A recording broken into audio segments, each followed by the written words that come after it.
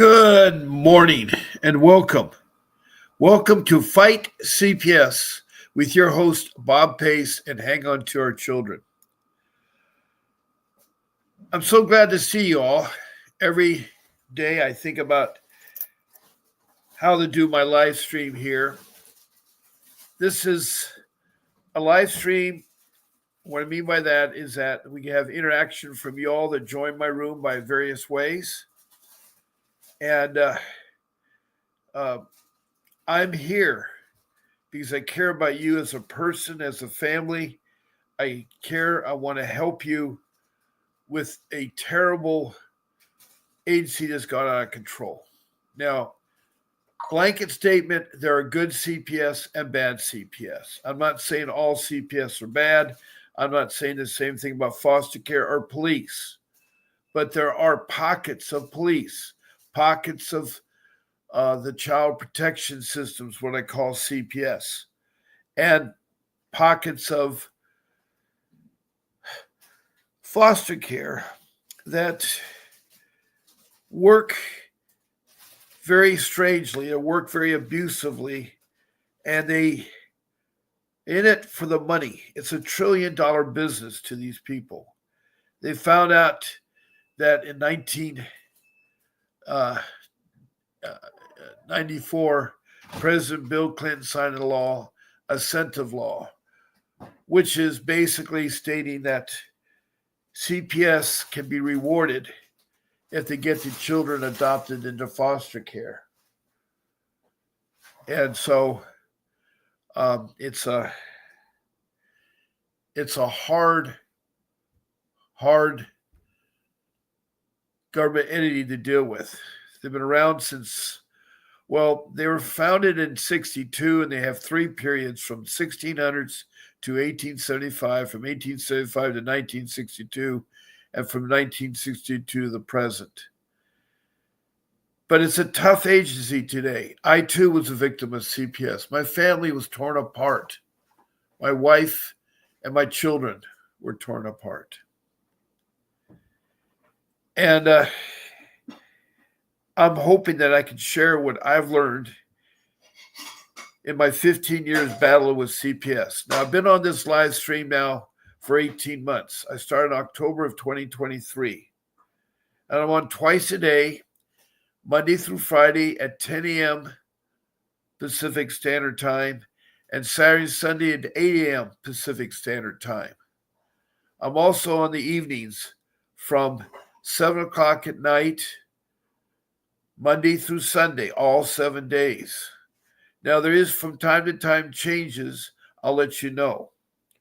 But those are my typical times. Now, this is an interactive podcast, live stream, as I said. What I mean by that is that you can just listen, take notes, or do emojis, which is thumbs up, hearts, smiley faces. You can easily send me stars. And then also check below to follow me and write reviews. Also the notification button. If you want to be notified, check that also. That way you'll never miss any of my live streams. A lot of you come on, about 20 to 30 of you that come on daily, twice a day, 7 days a week, supporting this live stream. And I appreciate it. We also need financial support. And across the bottom of my screen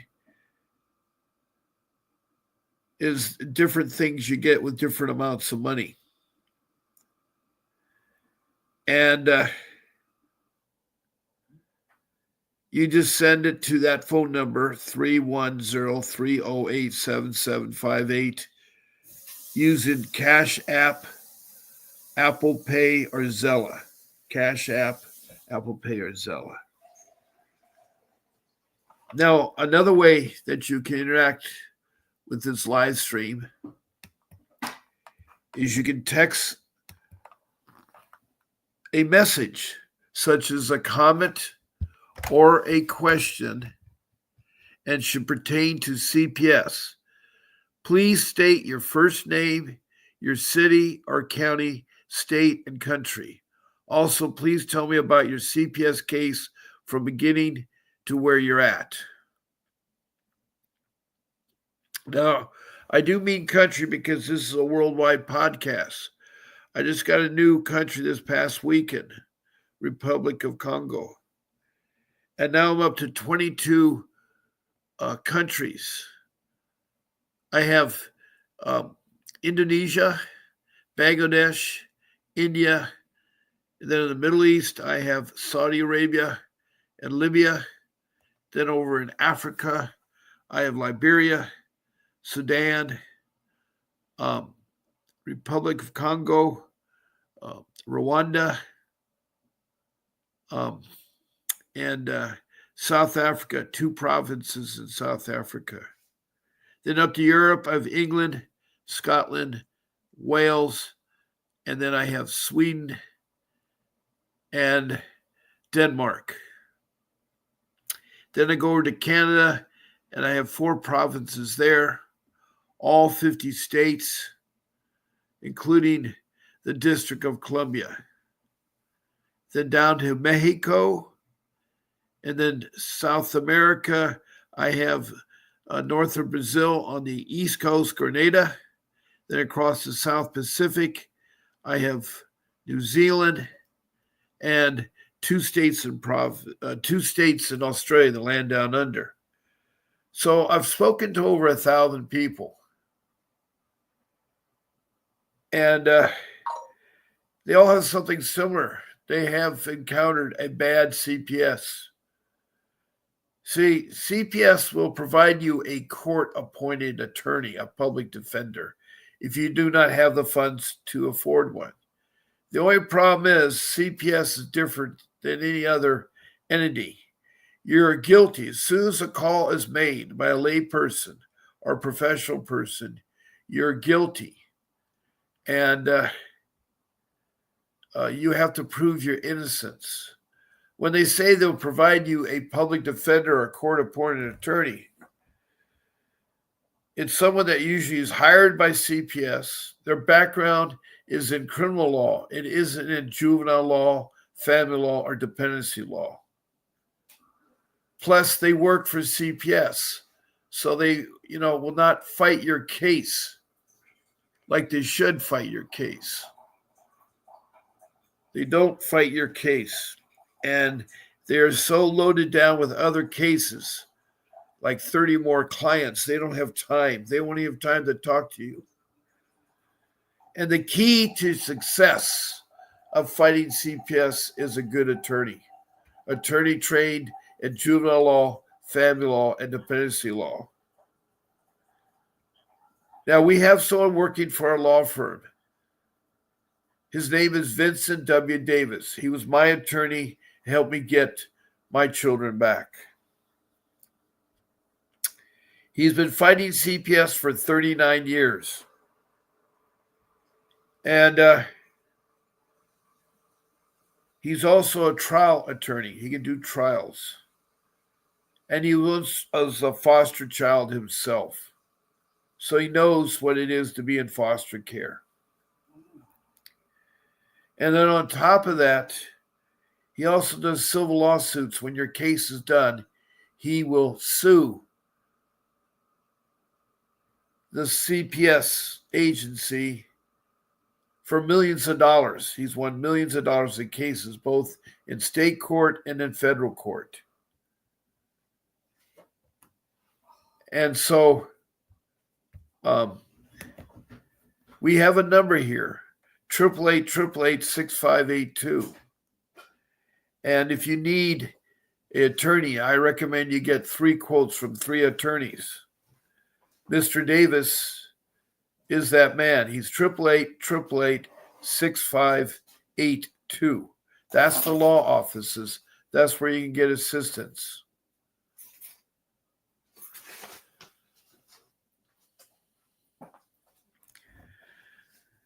And he will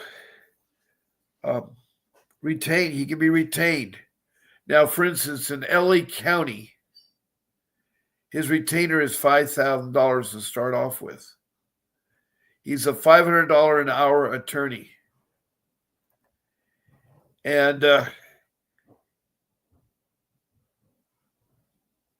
are ways you can talk to him, and I'll explain to you in my live stream. But the other two quotes you should get from attorneys that are court-appointed, that are juvenile law, family law, and dependency law trained. To find them, it's very important that one of my rules, rule number 4, is that you search the internet with the correct format of words if you want to get the best results. And you should search the internet because there's so much wealth of information on the internet. You start off by saying the city, then the state, and if you're from a country, put the country next, then put the word CPS. You don't have to spell it out, just CPS. And you'll be surprised that things will show up. You want to get further specific, like say you're trying to search for that attorney, you just say after the word CPS, you put down their juvenile law, family law, dependency law, attorney. And you'll see those attorneys pop up. Then with that being said, you have to call them, those two other ones, because I already got you one, Vincent Davis. And you call them and ask them, are they a juvenile law, family law, dependency law attorney, and have they fought CPS and won cases? If the answer is yes, your next question is, after the case is over, have you ever sued CPS in civil court, in state court or federal court and won money back? And if the answer is yes, then you got yourself a candidate, and all you need is 2 more.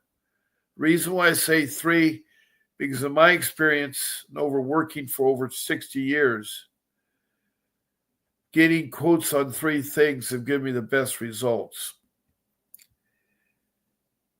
Then after you ask those 2 questions, you ask to see references.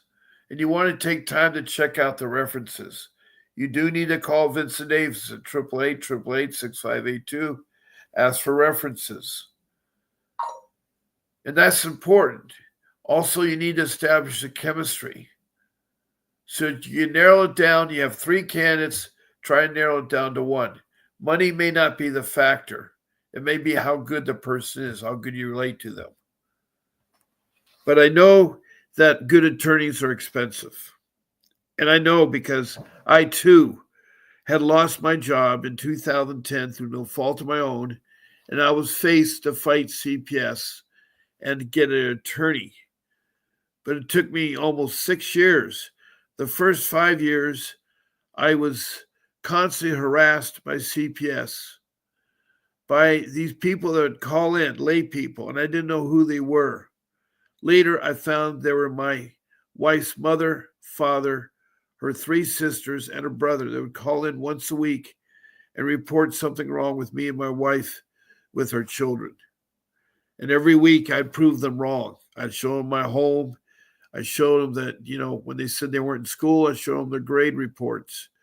I showed them how they had a perfect attendance. I showed the activities that they did, AYSO soccer, the Boy Scouts, the Girl Scouts, the school plays, the school recitals, the open house, the parent meetings. All these I would show documentation of. Also, when they said they weren't fed, I'd show them the refrigerator full of food, the meal prep area, the eating area. I show them the home. And our home was a beautiful home. It was a huge 2-story home close to the beach, worth a lot of money. It had a backyard pool, a rock pool that you walked in. It had a grotto for a jacuzzi area. It had waterfalls. It had a tropical garden in the back, an English garden on the side, and then it was well secured. and a dog run on the other side. And you weren't on top of your neighbors. It was a priceless home. Anyway, when I lost my job, I was able to hang on to my job for a period of about 6 years.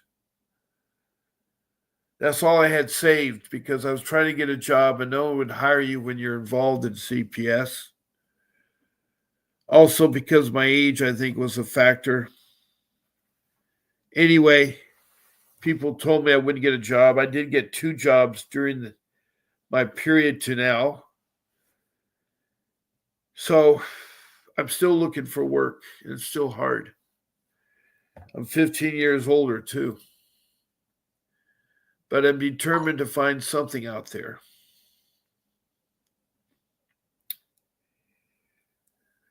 Now, my case got terrible because these in-laws were constantly calling in, and my wife's sisters and brothers. It was terrible. And that's the sad thing about the reporting by people. There are 2 kinds. There's your mandated reporters, which are your professional people like doctors and nurses and teachers and principals and counselors, anybody that professionally works with children. It's mandated by law to report you, or actually report suspected. Now, 75% of the time they're right about the issue going on. There's a small percentage, 25%, that they're wrong. Now, the worst ones are the lay people, the people like your parents, your friends, your relatives, your acquaintances, your neighbors, those kinds of individuals who aren't trained and do not know what CPS is all about. Further, they use it for retaliation against a neighbor or against a family member. It's sad, but there are individuals today that will have family members turn on each other and think that CPS will help them. It doesn't. Calling CPS should be only if the child is in danger, not to use as retaliation.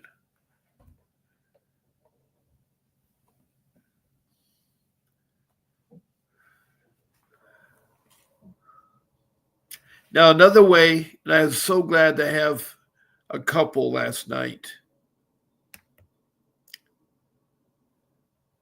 Marcus and Audrey were on last night, and they told about a horrific story, how their 4 children were taken from them. And it was a long, lengthy story there, and they talked forever.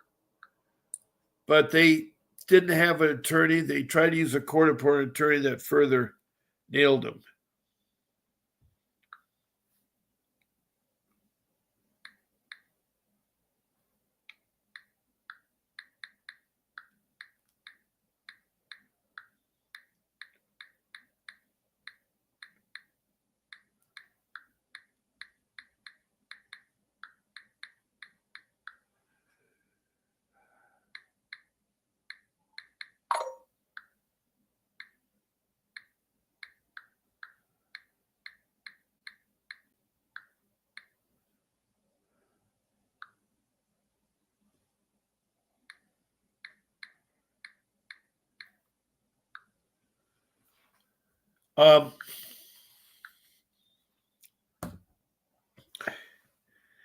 To be a guest, all you have to do is contact my show producer. Her name is Grace, and her email is grace@vincentwdavis.com.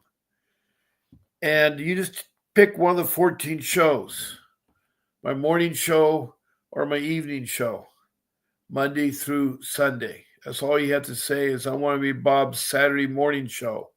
I want to be Bob's Wednesday night show. I want to be Bob's Monday morning show or Bob's Tuesday night show. So she'll give you the link. And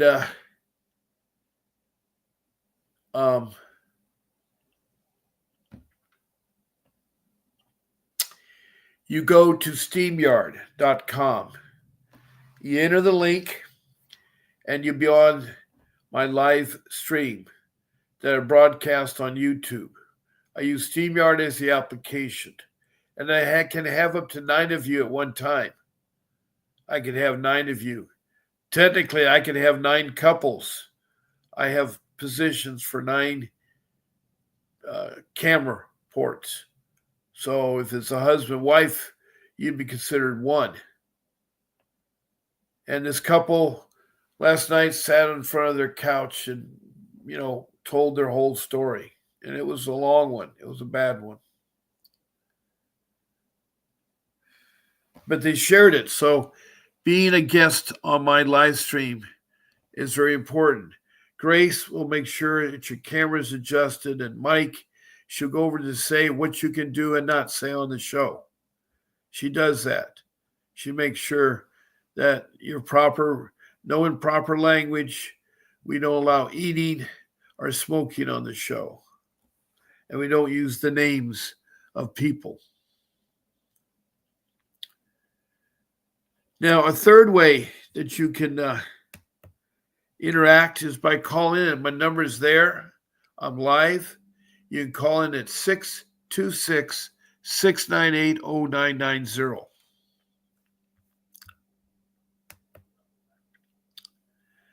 And thank you for the thumbs up, Bermandine, Medellin, Salisbury. I had another person last night I forgot to acknowledge, Lori Hilmer. And I'm glad to see that you were on too last night. Also, I have various people that come on. Betty Jo from Montana, Child from Los Angeles, California. I have Margaret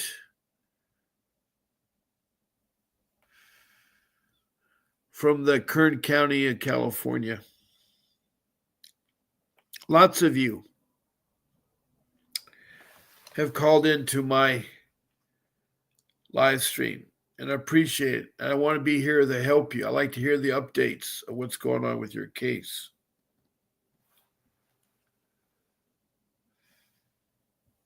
Now, one thing you can do by being either a guest or calling in, you get a free 15-minute private consultation with Mr. Davis. It's a Zoom consultation, and he'll talk to you about any questions you have. Just make a list of your questions, prioritize them, the most important one that you want to ask first, and so forth. And you take it from there, and he'll answer your questions. If you want to retain him, then do so. He'll tell you how to do so. Now, I make calls during the day to potential new clients that want to retain Mr. Davis. So I call from 8 in the morning to 10 o'clock, and then again from 11 in the morning to 1 o'clock, 5 days a week, Monday through Friday. And I talk to people about Mr. Davis and how good of an attorney he would be. Yes, I know that attorney is expensive. I know where you're coming from. I know it's so hard. But you have to understand, fighting CPS is like open heart surgery. You need a professional behind you to fight CPS, someone that knows the laws. Because if you don't, you'll be eaten alive, and your court-appointed attorney will not save your case. It's a hit and miss with a court-appointed attorney.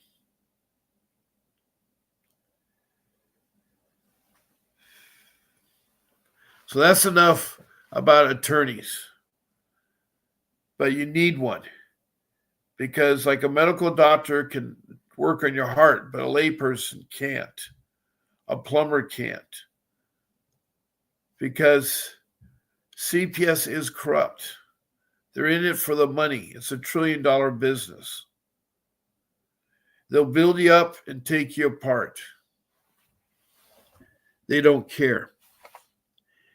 Anyway, I'm open to text comments, a phone call, anything you like to talk about.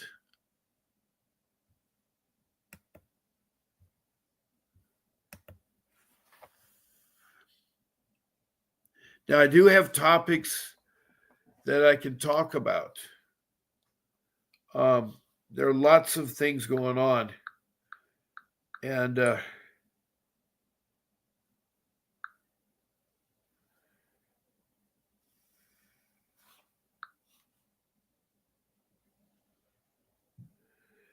there was a terrible case just yesterday that I'll share with you again.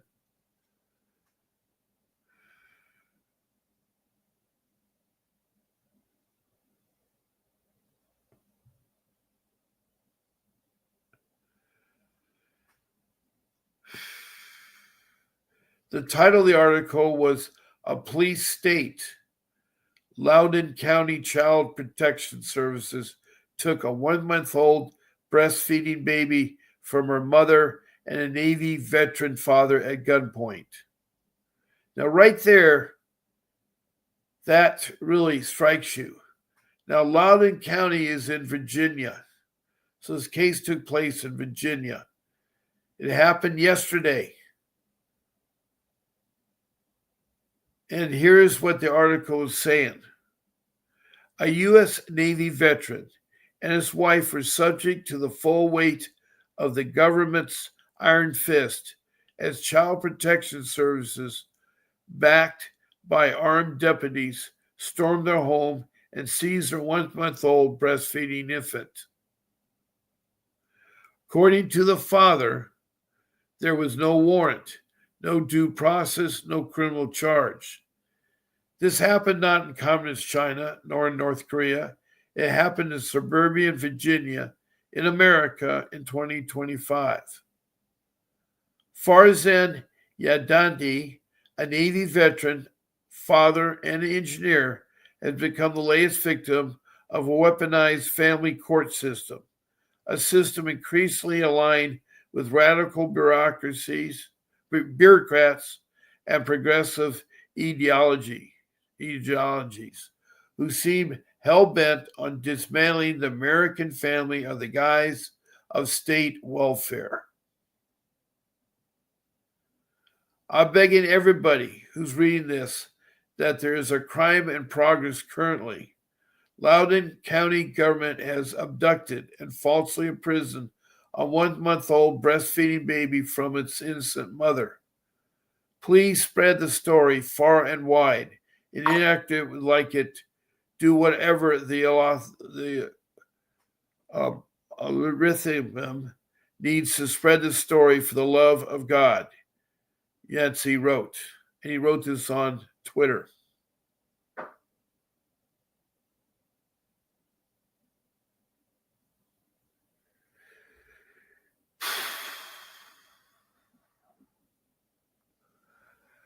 Loudoun County Child Protection Services, CPS, flanked by armed deputies from the Sheriff's Department, stormed the Yancey home in what the father described as a coordinated ambush based on false affidavit from a bitter ex-wife embroiled in a custody battle.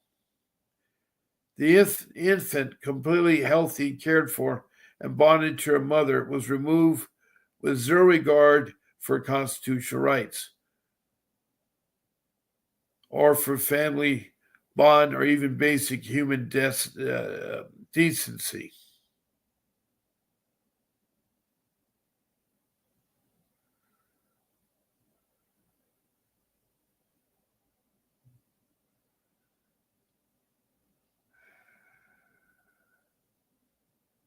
The baby was very, very sweet, innocent baby.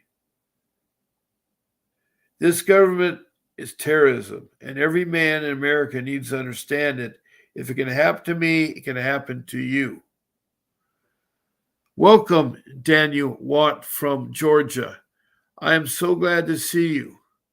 I'm okay. I'm doing my live stream twice a day, 14 times a week. And I'm glad you joined me this morning. Right now, you're the first person in. I do have some people in the background giving thumbs up. And I love all the hearts and hugs and everything. Well, you're welcome, Danielle. I do feel I want to help these people get their children back. And I'm reading about an article about a Navy veteran man in Virginia who is, his uh, infant was taken from his breastfeeding mother by assault by the sheriffs and the CPS on false allegations. Now, it further says, I may have been the target of an investigation. There are no charges or litigation pending against me. If they bring some, fine, I'll face it. I'll fight it. But what justifies taking my children away from their innocent mother? What Japanese did, ripping a 1-month-old breastfeeding baby from the woman who carried her, nurtured, and never been accused of anything.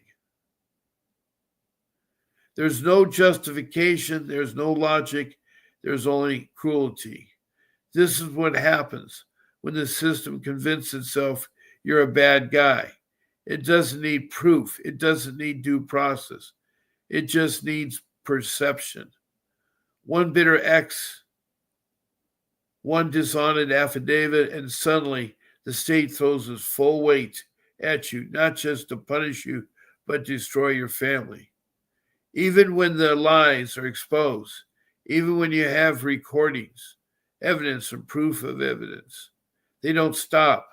The stain of the accusation is enough.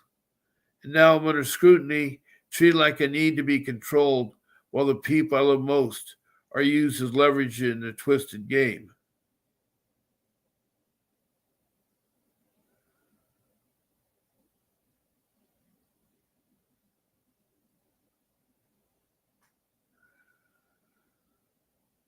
They're not protecting anyone. They're destroying a peaceful family. They're endangering children. They removed a fragile newborn from the safest place she could be, her mother's arms, and hand her over to the system where the children do die in state care. This isn't justice. This is government-sponsored child abuse. This is psychological warfare. This is terror. I've been honored. I've been honorable. I've been respectful. I've shown love and restraint even towards those who betray me. But I will not be silent when this happens. Everyone needs to hear this. Everyone needs to wake up. Please share this. Help me make noise. Help me expose what they're doing.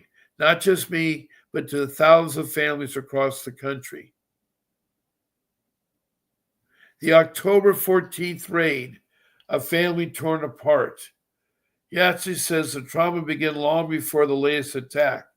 On October 24th, London County deputies arrived with his ex-wife and her new husband to forcibly remove his 5-year-old son without investigation, warrant, or questions. Yahtzee, calm and compliant, was placed in handcuffs by the deputy, who reportedly caught withholding body cam footage and showing up at a custody hearing alongside the ex-wife.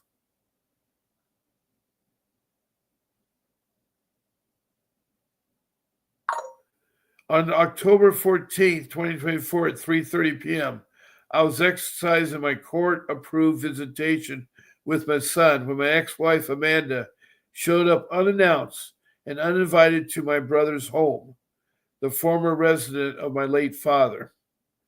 She brought with her a deputy of the Loudoun County Sheriff's Office. I calmly asked her for extension to my weekend visit. Amanda refused and instead escalated the situation by bringing law enforcement to a peaceful home. What happened next was pure abuse of power.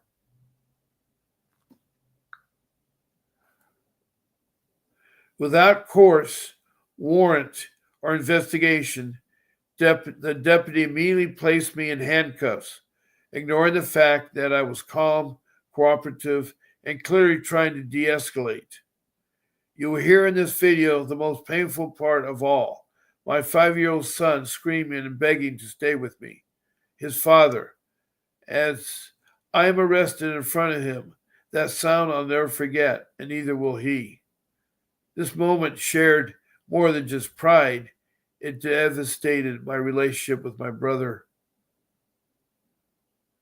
my law abiding citizen, who now believes I brought shame and scrutiny to his home. We haven't spoken since. I'm a U.S. Navy veteran, an engineer, a business owner, a father, and a homeowner in Loudoun County. I have no criminal record. I've served my country and community honorably, and still I was treated like a criminal with my sons forced to watch. Deputy later falsely claimed the witness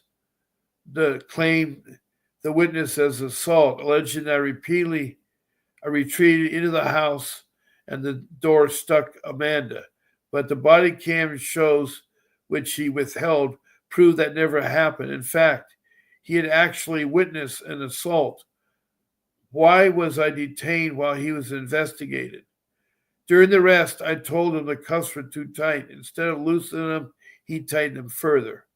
I was placed in a hot patrol car without airflow, left to suffer. Even after the magistrate released me on my own recognizance, I was held for 6.5 hours under the excuse of a shift change. That's not procedure, that's punishment. The charge, nolle prosequi, dismissed. Because there's no evidence, no crime, and a lying officer who has withheld the truth. The deputy is now a witness for Amanda in our custody case, using his badge and the credibility of his office to further a personal agenda. This is weaponization of the law. Enforcement, plain and simple. The video isn't just about me, it's about how the system destroys family under the color of law. You fast forward to March 28th, 2025. Loudoun County escalated their attack without warning, a warrant, or evidence. They stormed Yadani's home, backed by armed deputies, demanded his 1-month-old daughter, Roxana, the baby, still breastfeeding and wholly dependent on her mother, Emily, was taken at gunpoint. Loudoun County CPS with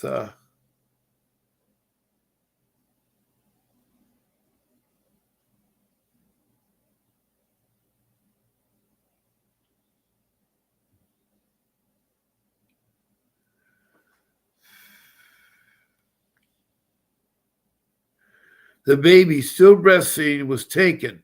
No medical emergency, no risk of harm, just a social worker acting on hearsay, backed by an armed government muscle. For 8 excruciating days, Roxanne remained in government custody. She was reported injury while under state care. Video evidence now released by Yahtzee shows the disturbing truth. Law enforcement and CPS agency operate more like a paramilitary unit than a civil service. Deputies admitted on camera they weren't briefed on the facts. One says, "We're just here to enforce."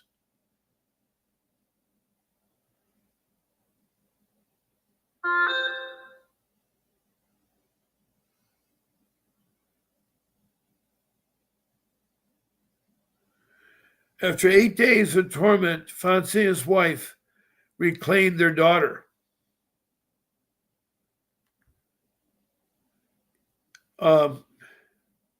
It's really disheartening that elements of the left in Loudoun County believe that they have more rights to my children than I do. They know better for my kids than I do. That they can come here illegally, abduct my kids at gunpoint, and take them for 5 days without arresting me or charge me with anything. I don't have a criminal history or background. I didn't do anything wrong. Anything alleged against me right now is just from a former ex, and the source of it is a former ex with an axe to grind, who I'm in custody court right now. It's outrageous that they can weaponize the government to the point they have.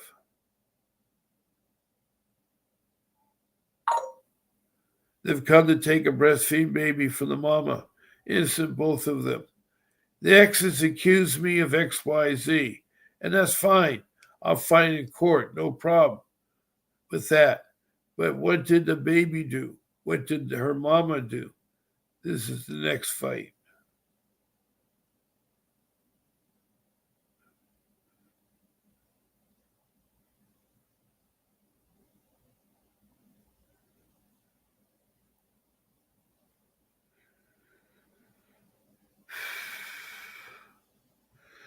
This could happen to you. This could happen to you. And that taxpayer funded family destruction is something that is okay. You must be liberal. You must be a liberal Democrat to believe that taxpayer funded family destruction is okay. To rip a 1-month-old breastfeeding baby away from its mama, both innocent, without due process, without emergency. It was all dismissed on a motion to strike. Though Roxanne is now back with her parents, the battle's far from over. Yancey has launched a lawsuit against Loudoun County CPS and multiple actors involved, including the deputy and the CPS agents who illegally seized and placed the baby in foster care to adopt system. Legal costs are mounting over $375,000 and growing by the day. But Yancey isn't fighting for his own children. He's fighting for yours. This is a coordinated attack, no warning, no chance to respond. No attempt to verify the truth. They acted unlawfully and they got caught. We fought back at the 5-day hearing. The removal order was dismissed. We freed our daughters from CPS custody and proved they acted illegally. But now comes the cover-up. We filed an FOIA request to obtain our own records and our children's records. CPS denied it because they know what they did was wrong. They are hiding their corruption and obstruction transparency and forcing us to sue them just to access our own information. That's how deep this runs. This isn't about protecting children. It's about protecting their power and children and their crimes. While we're lucky to get our daughters back, most families aren't so lucky. Most fathers suffer in silence. They don't have the evidence, the voice, or the resources to fight. We do, and we're fighting for all of them. We're suing CPS, pursuing defamation claims, exposing every corrupt actor involved, and pushing for urgent legislation reforms to shut their system down. But the cost is steep. We're facing over $375,000 in legal expenses, income losses, and ongoing battles. If you believe in family freedom and due process, please donate. Everything you give, even just $1, helps with these heavy illegal costs. If just 400,000 people gave $1, this battle will be fully funded and CPS will finally be held accountable. Thank you for standing with this. This isn't just our fight, it's a fight for every American family that could be next.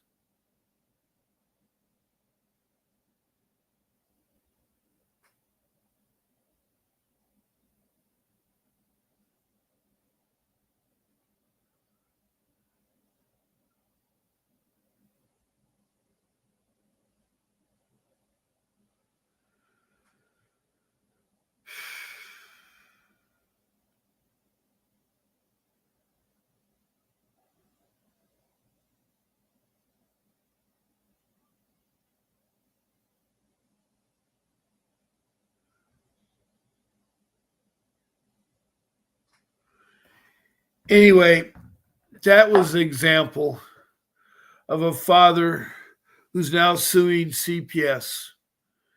He's facing a $400,000 battle because it takes money. And that's sad because a lot of you are the same way. And yes, it is wild, Daniel. I know it's not right. They took the baby like that easy. Oh, the pictures are horrible. Look it up on the internet.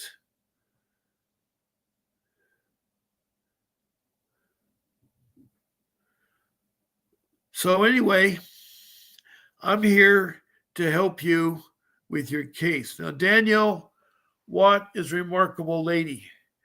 She came into my life that she had been serving time. She was incarcerated. She did something wrong. She served her time. But she lost her child, a special needs son. And he was being shipped from Georgia to Texas because he needs special needs. So he was stuck in CPS when he turned 18 and then 19. They were trying to keep him so they continue to get the money. She has rebuilt her life, Danielle. In fact, she was a co-host on this live stream. And I thank her for helping when she did help.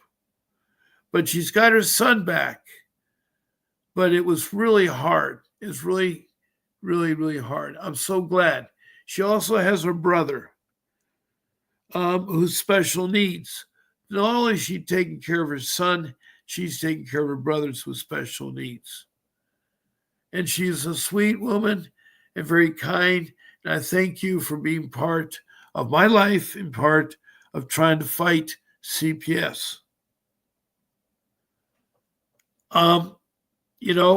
Right now, it's a sad, sad story to talk about. And maybe some of you today don't want to talk. And that's okay. There are times that no one will come in the room or say anything. But this is pre-recorded and you can listen to it later.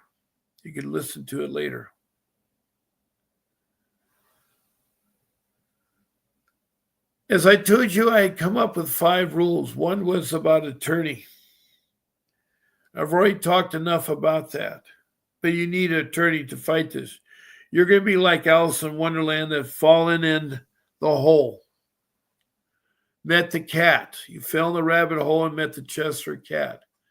And the cat tricks you from room to room going nowhere. That's what CPS is.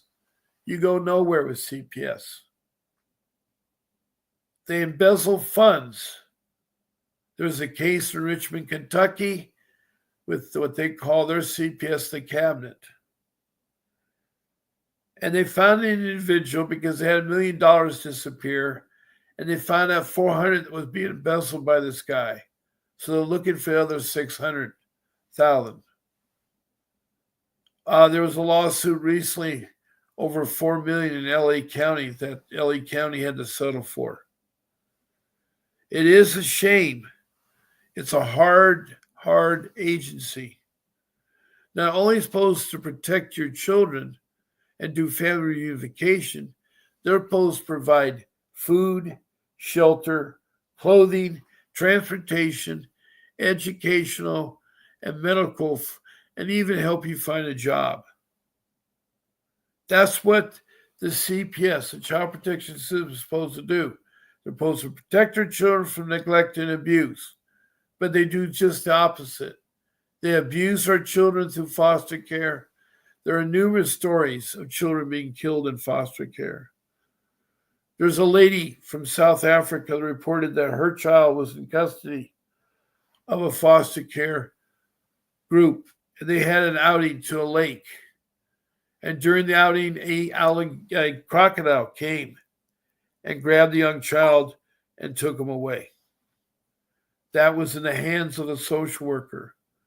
There's another social worker in California that had their child who could barely walk in custody of social services. They found him dead in a pit ball box. It's a box with styrofoam balls. They have it at IKEA stores and other places where you let your kids stay. But that child could barely walk, and the kids jumped on him. So the social worker put him there on the seat. I guess he fell in. Anyway, he's dead. The mother's devastated.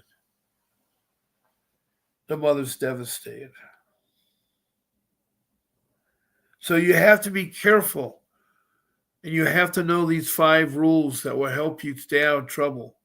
1 is get an attorney. 2, documentation is very, very important. You want to document everything. And you want to create a document called the incident time log. It's a time log of incidents that happen to you from social services, from CPS, from the police, from the school, from other parents.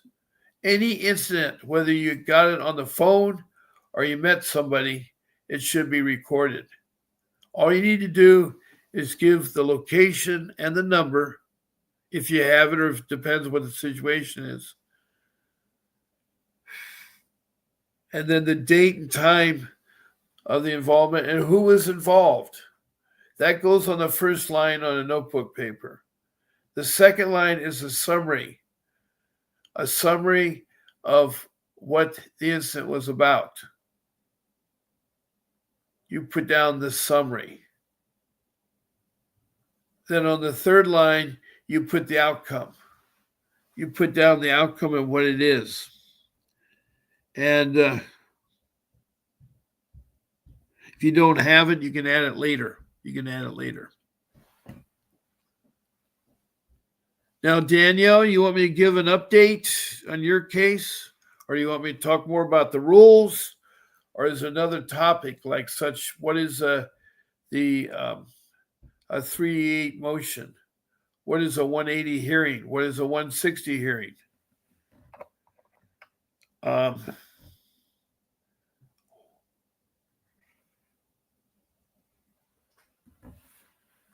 The ICWA, the Indian Child Welfare Act of 1978. What's that all about? There's lots of things I can discuss. And I want to help you with that. So if any of you that are listening right now that has a question, please call in right now at 626-698-0990. And I gladly will help you. My case was an awful case. It still bothers me to talk about it. I was a warm, hardworking, loving man with a big heart and a beautiful family. I had helped raise 6 children. I have 42 years of marriage experience. I worked hard to provide a family food, all the necessities, their medical, their clothing. Also took them on renowned places around the world: Portugal, Brazil, Canada, many of the states in the U.S., Hawaii.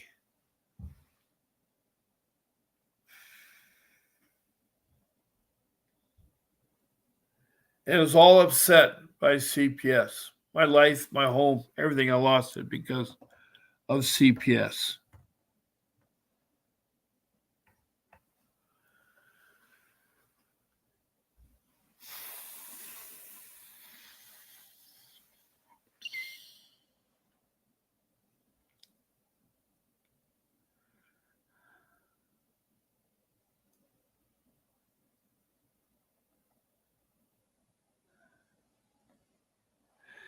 You're right about cold-heartedly, Danielle. They do cold-heartedly take away the kids. They do that way. And again, I'm so happy to see you come into my room. And again, I want to thank Bernadine Medellinian Sainsbury for the thumbs up. And I have several people still in the room listening. Now, documentation, you need subject tabs, you need a large notebook, something that's 6 inches thick. So you'll have a lot of things. You have the court reports. You'll have your drug tests if you are being tested. You will have your certificates from parenting classes you take, or certificates from the programs like domestic violence is a year-long program. So there's lots of documents you need to put in there. As I say, use that subject divider that will organize them. And you do that, create that instant time log is an excellent way of keeping track. I wish I'd done that with my case. There's lots of things, these rules. If I did these rules, I would never have had a case. And we got an attorney right away. So besides documentation, our rule number 3 is you never speak to social workers. You don't talk to them because everything you say can be used against you. You don't want to meet them at their office or have them in your home. In fact, your home is your castle. When you close the door, the drawbridge is up. No one can enter the home. There's only three ways that everybody can get into the home. One, if you give them permission, or a family member in your home give them permission and open the door, then they'll gain access and they think they're entitled to search. Most of the time, 99% of the time, they don't have anything against you. They're coming out to investigate allegation. So they're trying to build that allegation. Why? Because it's money. They want money. The bad CPS are rogue. They don't care about other people. Government does not have a control. Government right now, DOJ is trying to investigate social services. There's a lot of corruption goes on. A lot of benefits are given out that shouldn't be given out.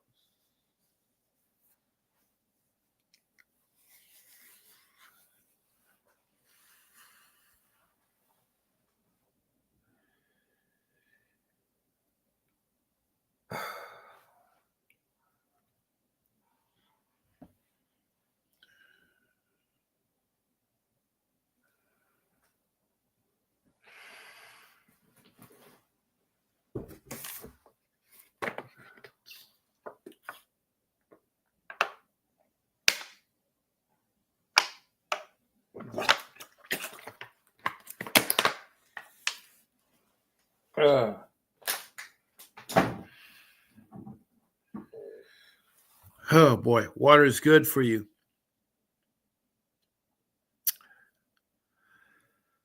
So where do we go from here? Well, we're talking about rule number 3. Best way is not to open the door. That way you don't have to deal with them.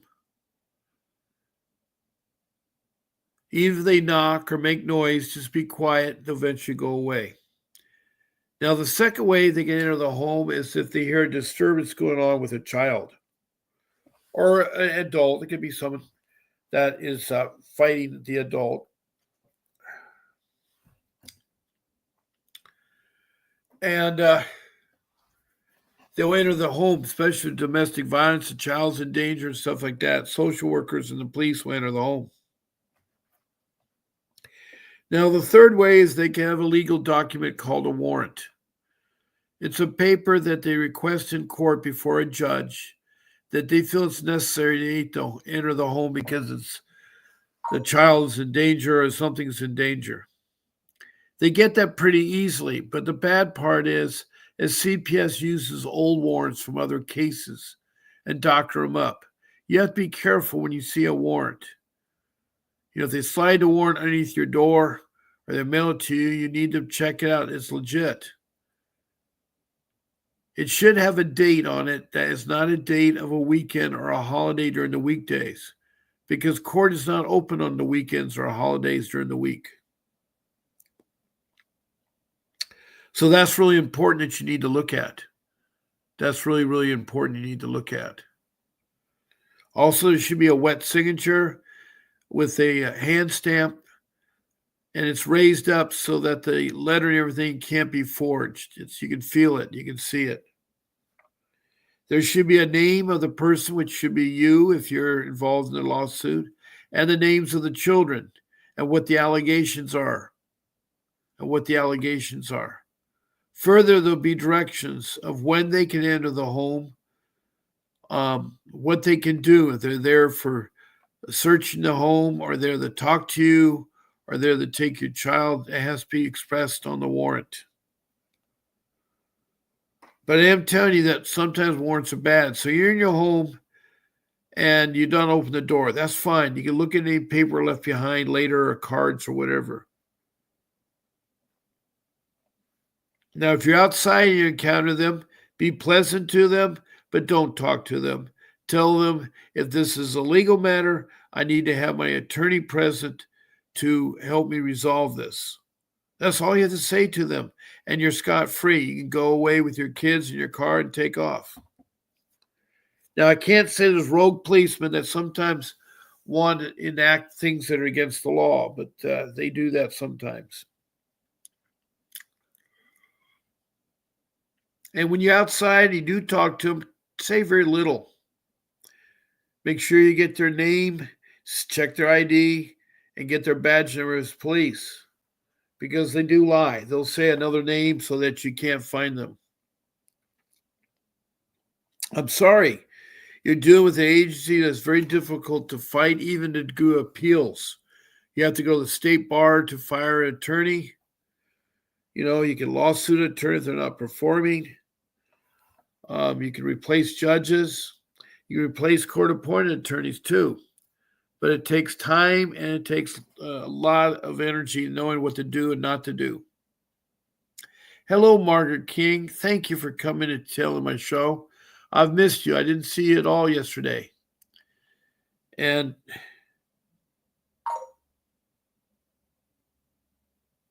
they're already trying to change my 5-year-old's first name. They can't do that. They can maybe change their last name if you can still fight that too, because I know that experience. But they cannot change a name. They cannot change the name, Margaret. Tell Vincent that. They cannot change the name. You have to be at least in the state of California 12 years old to emancipate from your parents, which my daughter did. And I'm sad to say it's now 11 o'clock. I've gone beyond my time. And so I have to do my other job, making phone calls. But I do hope you join me tonight at 7 p.m. Pacific Standard Time or tomorrow morning at 10. I want to thank Danielle Roth, who has come to my room, and I always love seeing her, and she was well missed as a co-host. I love having a co-host and people on my show with me. And Margaret, don't let them change your child's first name.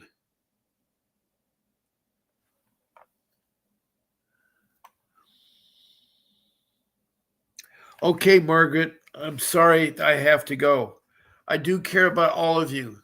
I pray that you get your kids back. Do not forget, keep fighting for your kids. Don't give up. This is Bob Pace telling you God bless, and I'll sign off, and I'll see you tonight. That's at 7 p.m. Pacific Standard Time.